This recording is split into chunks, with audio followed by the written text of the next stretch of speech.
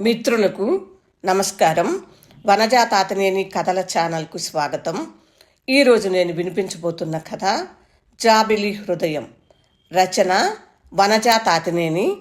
ఈ కథ 2013 సంవత్సరం ఏప్రిల్ నెలలో వనజా వనమాలి blogspot.comలో ప్రచురింపబడింది.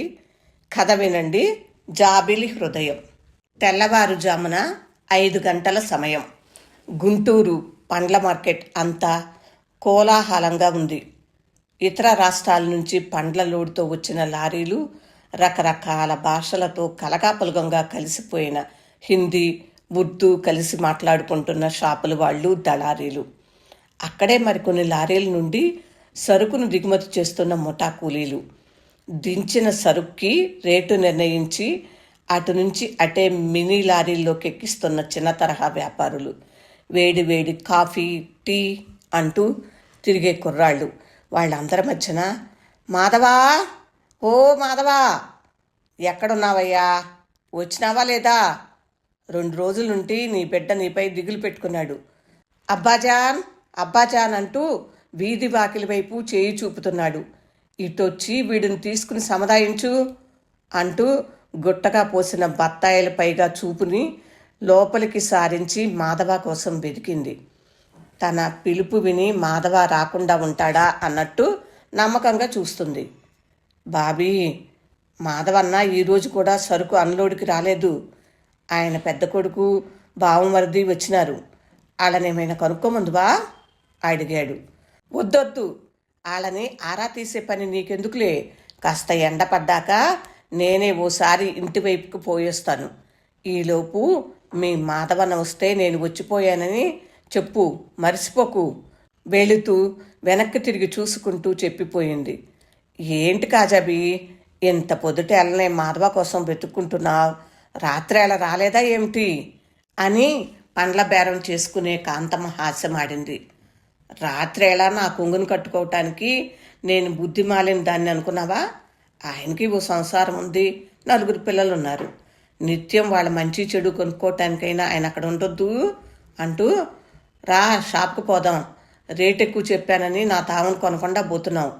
పెట్టొత్తున పడిన కాయలు, నిన్న మిగిలిన కాయలు కొనుక్కుపోయి ఎక్కువ లాభంకి అమ్ముకోవాలని చూస్తావు. నాసిరకం అంటగట్టి 2వ నాడు వ్యాపారం చేయటం కుదురుద్దా అంటూ ముందుకు నడుచుకుంటూ పోయింది కాజాబీ. ఏం మాట్లాడినా నిక్కచ్చిగా మాట్లాడతావు కాజాబీ.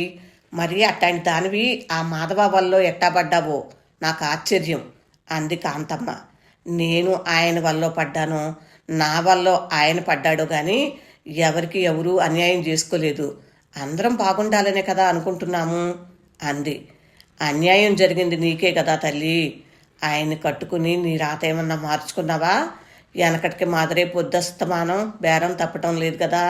అవతల 3 షాపులు ఉన్నాయి, లక్షలకు లక్షలు మిగులుతున్నాయని చెప్పుకుంటున్నారు అని రహస్యం చెప్పినట్టు తల ఉంచి కాజాబీ ముందుకు వంగి చెప్పింది. జనం 1000 సంపాదిస్తే 10,000 సంపాదించాడని చెప్పుకుంటారు. 10,000 అప్పు ఉంటే లక్షల అప్పు ఉందని చాటింపేస్తారు. జనం సంగతి నాకు తెలియందా ఏంటి? ఈడొచ్చిన కొడుకు చదువు సంజలు వంట పట్టక గాలికి తిరుగుతున్నాడని, వ్యాపారం నేర్చుకుంటాడని వర్క్షాపు. మాధవ సంపాదించింది అంతా నేనెక్కడ జారేసుకుపోతాననే భయంతో తమ్ముడిని కాపలా పెట్టింది మా అక్క. ఆయన ఖాళీగా కూకుంటే ఎట్టా? ఎంతమందికి పని కావాలంటే అన్ని షాపులు కావద్దా? పచ్చి సరుకు వచ్చిన రోజు వస్తుంది, పోయిన రోజులు పోతాయి. నమ్మి వ్యాపారం చేస్తున్నాం కానీ లక్షలు పోగేయటానికి కాదు అని చెప్పింది. కాజాబీ, నీ సంగతి కదా నేను అడిగింది. వాళ్ళ సంగతి ఎందుకు చెబుతావు? ఆ మాధవపై ఒక్క మాట పడనీయము.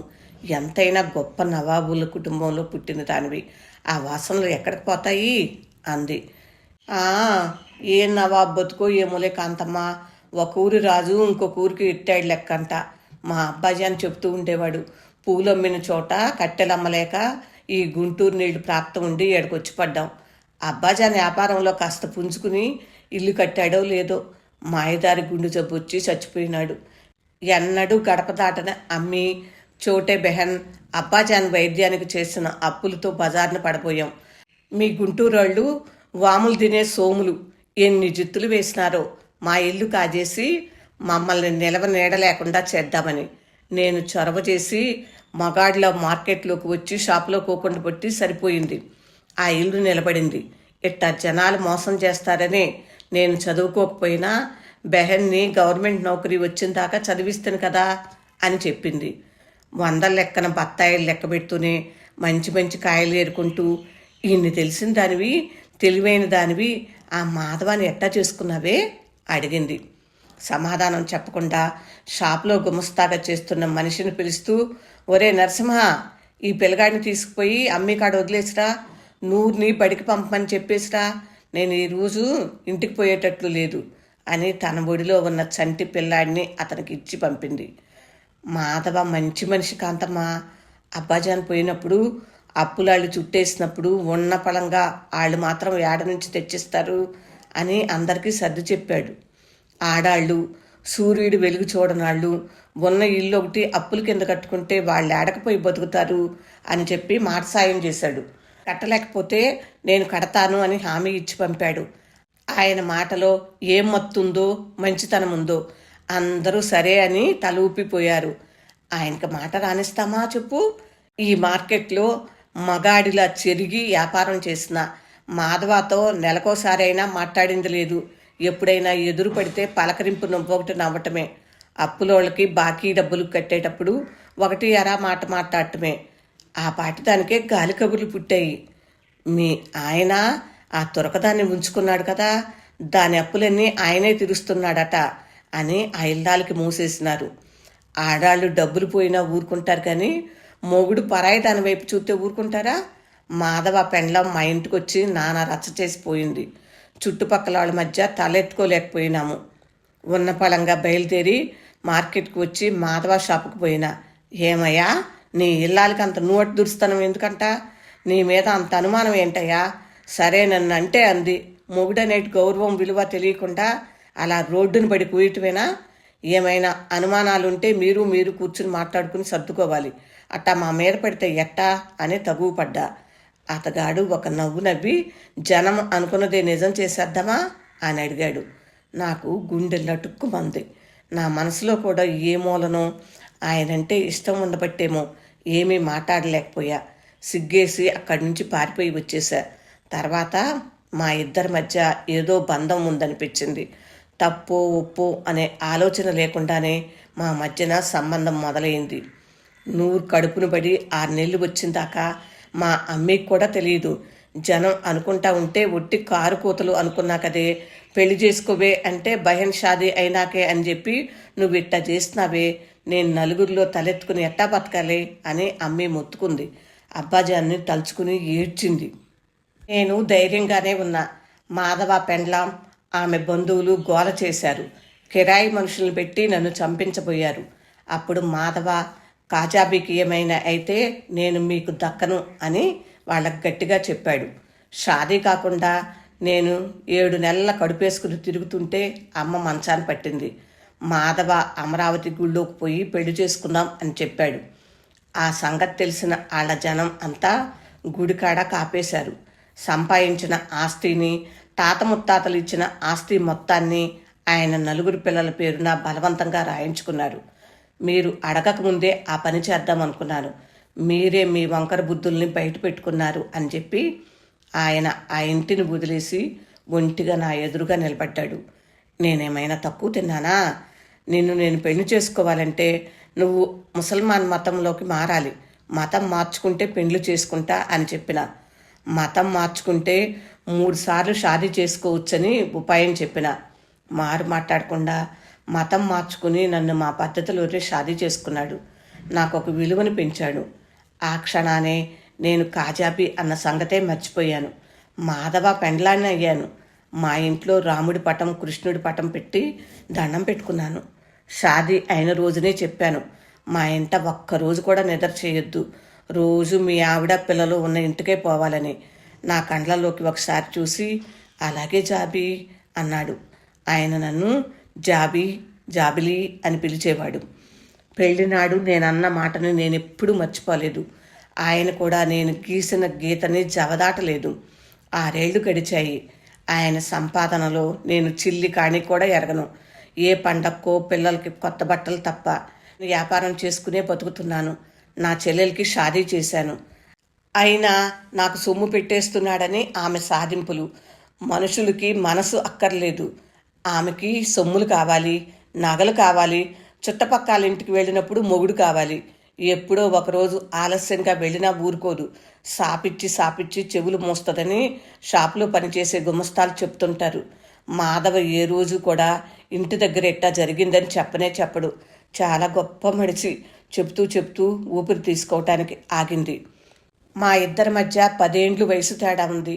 అట్టాగే మేమిద్దరం మొగుడు పెండ్లాం అన్నమాటే కానీ రోజు వదలకుండా కావలించుకుని పడుకున్నామా? ఇదిగో ఈ మార్కెట్లోనే కళ్ళ నిండా చూసుకుంటాం, కరువుదేరా మాట్లాడుకుంటాం. ఆయన ముప్పొద్దుల నమాజ్కి వెళ్తే నేను రోజు దేవుడి పటాల ముందు దీపం వెలిగిస్తా. మా మతాలు ఏరే కానీ మేం మనుషులం ఏరే కాదు, అట్టాగే మా మనసులు ఒకటే అంటూ ఆగిపోయింది, గొంతులో దుఃఖం అడ్డుపడి. కాంతమ్మ జాలిగా చూస్తూ ఉంది. ఇదిగో 3 రోజులైంది ఇంటికెళ్ళి. మొన్న రాలేదు, నిన్న రాలేదు, ఇవాళ రాలేదు. ఆయన చూడకుంటే నాకు ముద్ద దిగదు, నీళ్ళైనా మింగలేను. ఎందుకు రాలేదు గుబులుగా ఉంది. మొదనష్టపు దాన్ని నా కోసమే కదా ఆయన ఎందరితో మాటలు పడ్డాడు. రోజు ఇంటికాడ గరళం మింగినట్టు ఎన్ని చేదు విషయాలు మింగుతున్నాడు. ఎందుకయ్యా అన్నేసి మాటలు పడతావు, నన్ను వదిలేసి పోలేవా అంటే ఎన్ని కష్టాలైనా భరిస్తా కానీ నేను నట్టేట్లో ముంచేసి ఒంటి మనిషిని చేయలేని జాబి అంటాడు. ఇక చెప్పలేక ఆపుకోలేక వెక్కి ఏడ్చింది కాజాబి. కాంతమ్మ లెక్క చూసి డబ్బిచ్చేసి సరుకు తీసుకుని 7 నుండి బేగిపోమ్మా, అక్కనే ఇంకా ఏడిపించుకు చెప్పాడు నరసింహ. కాజాబి మనసు మల్లె పువ్వు లాంటిదమ్మా, నలిగిన వాసన ఎక్కడికి పొద్ది. మీ ఇద్దరూ మంచాళ్ళు, మీ బాధలు భగవంతుడు చూస్తుంటాడు. తొందరలోనే అన్నీ సర్దుకుంటాయి. 4 నాళ్ళు ఓర్చుకో తల్లి, నీకేమన్నా కష్టాలు కొత్త అంటూ రిక్షాలోకి సరుకు అంతా ఎత్తుకుంది. జాగ్రత్త తల్లి, బిడ్డలున్నారు, వాళ్ళ ముఖం చూసి ఓర్చుకో అని చెప్పెళ్ళింది కాంతమ్మ. కాంతమ్మ వెళ్ళాక కాజాబీ వచ్చి మార్కెట్ బయట ఉన్న చెట్టు కింద కూర్చుంది. అక్కడి నుండి చూస్తే మార్కెట్కి వచ్చి పోయే వాళ్ళందరూ కనపడతా ఉంటారు. మాధవ ఇయ్యాలన్నా రాకుండా ఉంటాడా? తను రావాలి, నా కంటి నిండా చూసుకుంటే కానీ మనసు నెమ్మది పడదు అనుకుంటుంది. మళ్ళీ అంతలోనే ఇంట్లో అక్కేమైనా గొడవ పెట్టుకుందేమో. మాధవ తనేపు తొంగి చూడుకుంటే తను ప్రాణాలతో ఉండగలదా? మనసులా శరీరంలో కలిసిపోయాక ఆయన చూడకుండా ఈ ఎడబాటును ఎట్టా తట్టుకునేది? నా ప్రాణమే నువ్వయ్యా మాధవ, ఒక్కసారి వచ్చి కనపడిపోకూడదా? అణువణువు ప్రేమ ఉప్పొంగగా మోగగా రోదిస్తూ కళ్ళు కాయలు కాసేలా ఎదురు చూస్తుంది కాజాబి. నరసింహ వచ్చి ఎంతసేపేడు కూసుంటావు, రాక లోపలికి పోదాం అనేదాకా వచ్చే దారి వైపే చూస్తూ కూర్చుంది. నరసింహ మరోసారి పిలిచిన పిలుపుతో ఈ లోకంలో పడి నెమ్మదిగా లేచి షాపులోకి పోయి కూర్చుంది. మర్నాడు కాంతమ్మ తెల్లవారుజామున మార్కెట్కి వచ్చేసరికి గేటులోనే ఆమెకు కబురందించారు, కాజాబీ చచ్చిపోయింది అని. అయ్యో బిడ్డ, ఎంత పని చేశావే అనుకుంటూ కాంతమ్మ కూలబడింది. ఆమెకి కాసిన నీళ్లు తాపించి కూర్చోబెట్టారు. అయ్యా, నేను ఆ బిడ్డను చూడాలి, వాళ్ళ ఇంటికి తీసుకుని పోండి అని అడిగింది. వాళ్ళ ఇంటికాడ శవం లేదు, గవర్నమెంట్ హాస్పిటల్కి తీసుకుపోయారు, కాజాబీ అక్కడే చచ్చిపోయింది చెప్పారు. కాంతమ్మ హాస్పిటల్కి వెళ్ళింది. ఒళ్ళంతా కాలిపోయి గుర్తుపట్టడానికి వీలు కాకుండా ఉన్న కాజాబీ శవాన్ని చూసి పెద్ద పెట్టుని ఏడ్చింది. ఏం జరిగి ఉంటుందో, నిన్నే కదా నేను అన్ని మాటలు చెప్పిపోయాను, ఇంతలోనే మెత్తవ మింగిపోవాలా అని ఏడుస్తూ అక్కడే ఉన్న నరసింహం చూసి ఏం జరిగిందిరా నరసింహ అని అడిగింది. నరసింహ చెప్పాడు. మాధవ బావ కోసం మధ్యాహ్నం దాకా ఎదురు చూసి ఇక ఆకలేక ఆ ఇంటికి వెళ్ళింది. బావ పంచలోనే ఉయ్యాల బలపై పడుకుని ఉన్నాడు. అక్కను చూసి లేచి కూర్చుని నువ్వెందుకు వచ్చావు జాబీ అని అడిగాడు. నిన్ను చూడకుండా ఇన్నాళ్ళు ఎప్పుడైనా ఉండానా, రాయా మార్కెట్కి పోదాం అని అక్క మాధవ బావ చేయి పట్టుకుంది. అంతలో ఆయన భార్య వచ్చి, ఆయన రాకపోయినా విడిచిపెట్టవా, నా కాపురానికి శనిలా దాపురించావు, ఏం ముందు పెట్టావో, ఏం చేసినా నీ ఏపు చూడకుండా కట్టడి చేయలేకపోతున్నావు, ఒంటి నెట్టాడిలా పాతుకుపోయావు గదే, ఏళ్ల తరబడి చూస్తూ ఊరుకుండిపోయాం, ఇక నీ ఆటలు సాగనీయం. ఆయన ఇక మార్కెట్ వైపుకే రాడు, నాగపూర్లో ఆఫీస్ పెట్టాలి, ఆయన అక్కడే ఉంటాడు, నీ దారి నువ్వు చూసుకో, లేదా ఇంకొకటి తగులుకో అని నాన్న మాటలంది. మాధవ బావ కోపంగా ఆమెపై చెయ్యెత్తాడు. అక్క ఆ చెయ్యెట్టుకుని కొట్టకుండా ఆపింది. ఆ చెయ్యి పట్టుకుని బావని బయటకు తీసుకురాబోతుంటే, నువ్వు ఆ దొరకదాని ఎమ్మటెళ్తే నీ నలుగురు పిల్లలు చచ్చినంత ఒట్టే అంది ఆమె. అంటే మాధవ బావ చెయ్యి వదిలేసి అక్క తిరిగి చూడకుండా మార్కెట్కి వచ్చేసింది. బేరం చూసుకో నరసింహ అంటూ ఇంటికెళ్ళిపోయింది. పొద్దుగూకేటప్పటికి వంటింట్లోకి పోయి ఒంటిపై కిరసనాయిలు పోసుకుని అగ్గి అంటించుకుందంట. ఒళ్ళంతా కాలిపోయిన అక్కని హాస్పిటల్కి తీసుకువెళ్ళాక మాధవ బావ వచ్చాడు. ఆయన్ని చూశాకే ప్రాణం వదిలింది. వెక్కిళ్ళు పెడుతూ ఏడుస్తూ జరిగింది చెప్పాడు నరసింహ. అయ్యో బిడ్డ, ఎంత పని చేస్తేవి, నీ బిడ్డలకి ఇప్పుడు దిక్కెవరన్నది ఆలోచించలేకపోయావే అంటూ కాంతమ్మ ఏడుస్తూ కూర్చుంది. హాస్పిటల్ వాళ్ళు మాధవతో సంతకాలు పెట్టించుకుని కాజాబీ శవాన్ని ఇచ్చారు. కాజాబీ శవాన్ని ఇంటికి తీసుకొచ్చారు. ఆమె తల్లి చెల్లి దుఃఖాన్ని ఎవరూ ఆపలేకపోతున్నారు. ఆ రోజు మార్కెట్ జనం అంతా కాజాబీ ఇంటి ముందే ఉన్నారు. మాట కొంచెం కఠినం, కానీ మనసు బంగారం. ఏదో వాళ్ళిద్దరికీ జనాల నోళ్ళల్లో పడి నానాలని ఉంది కాబట్టి అలా జరిగిపోయింది. ఎప్పుడూ ఆ ఇంటికి ఆమె ద్రోహం చేయాలని చూడలేదు. అన్ని హంగులు అమర్చిపెట్టినా, ఆస్తులన్నీ రాయించుకున్నా కూడా ఇంకా ఏదో ఇచ్చేస్తున్నాడని అతన్ని దూరం చేయబోయారు. ఆమెకి కాజాబీ బిడ్డల ఉసురు తప్పకుండా తగులుతుంది అని మాధవ భార్య అని శపించారు. మాధవ పిల్లలిద్దరినీ ఒళ్ళో కూర్చోబెట్టుకుని మౌనంగా కన్నీరు కారుస్తూనే ఉన్నాడు. కాజాబీ పుట్టినప్పటి నుండి ఆచరించిన వాళ్ళ మత సంప్రదాయం ప్రకారంగానే కన్నం చేశారు. అక్కడి నుండి ఇంటికి వచ్చి బిడ్డలని కాజాబీ అమ్మీ చేతిలో ఉంచి గోడకు వేలాడదీసిన ఫోటో దగ్గరికి వెళ్ళి నిలబడ్డాడు. కాజాబీ అతను కలిసి దిగిన ఫోటో అది. జాబీ, నువ్వున్నప్పుడే కాదు, నువ్వు లేకుండా పోయాక కూడా నేను ఈ ఇంటిలో నిద్ర చేయటం లేదు. ఆ ఇంటికే వెళ్తున్నాను. నీకిచ్చిన మాటని ఈ మాధవ ఎప్పుడూ దాటడు అని చెప్పి తలంచుకుని వెళ్ళిపోయాడు. అది చూసిన కాజాబీ అమ్మ చెల్లి మరింత ఏడ్చారు. తెల్లవారుతూనే కాజాబీ ఇంటికొచ్చాడు మాధవ. అక్కడ ఏమేమి జరగాలో చూసుకుంటున్నాడు. మతాచారం ప్రకారం చేయాల్సిన విధులు అన్నీ ఏ లోటు లేకుండా చేయించడం చేస్తున్నాడు. కానీ ఒక్కరితో కూడా మనసు విప్పి మాట్లాడలేదు. ఎవరు ఏం చెప్పినా మీ ఇష్టం, అలాగే చేద్దాం అంటూ ఉండేవాడు. మార్కెట్ జనం తెలుసున్న వాళ్ళు పిల్లల్ని తన కూడా తీసుకువెళతాడా లేదా అని ఎదురు చూస్తున్నారు. కాంతమ్మ అయితే ముఖం మీదే అడిగేసింది. మాధవా, పిల్లల్ని ఏం చేస్తావు? నువ్వే బాధ్యత తీసుకోవాలి, వాళ్ళకి అన్యాయం చేయకు అని హెచ్చరించింది. అలా 40 రోజుల కార్యక్రమం అయ్యేదాకా మాధవ ప్రతిరోజు కాజాబీ ఇంటికి వచ్చి వెళుతూనే ఉన్నాడు. 40వ నాడు అన్ని కార్యక్రమాలు అయిపోయి అందరూ వెళ్ళిపోయాక బిడ్డలిద్దరికీ తన చేతితో అన్నం తినిపించాడు. ఆ చేత్తోనే తను 2 ముద్దలు తిన్నాడు. అలాగే కాజాబీ ఫోటోనే చూస్తూ, జాబీ, నన్ను వదిలిపెట్టి వెళ్ళిపోయావు కదూ, నేను మాత్రం ఉంటాననుకున్నావా అనుకుంటూ వరండాలో ఉన్న స్తంభానికి జారగిలపడ్డాడు. కాసేపటికి నరసింహ వచ్చి, బావా, నీకోసం మీ బామ్మర్ది వచ్చాడంటూ పిలిచాడు. ఎంతకీ పలకని అతన్ని కదిల్చి చూస్తే చలనం లేదు. అతని ప్రాణాలు ఎప్పుడో తన జాబీని వెతుక్కుంటూ వెళ్ళిపోయాయి. కొన్ని మానసిక బంధాలు అంతే, ఎవరూ విడదీయలేనివి. అక్కను వెతుక్కుంటూ బావ కూడా వెళ్ళిపోయాడు అని ఏడుస్తున్నాడు నరసింహ. జాబిలి హృదయం కథ విన్నారు కదండి. ఎలా అనిపిస్తుంది కథ? మీ స్పందనని కామెంట్ బాక్స్లో తెలియచేస్తారు కదూ. ఈ కథ మీకు నచ్చినట్లయితే లైక్ చేయండి, షేర్ చేయండి, అలాగే నా ఛానల్ని సబ్స్క్రైబ్ చేయండి. తప్పకుండా చేస్తారు కదూ. మరొక మంచి కథతో ఇంకొకసారి మీ ముందుకు వచ్చేస్తాను. అప్పటిదాకా సెలవు మరి. నమస్తే. వనజా తాతినేని.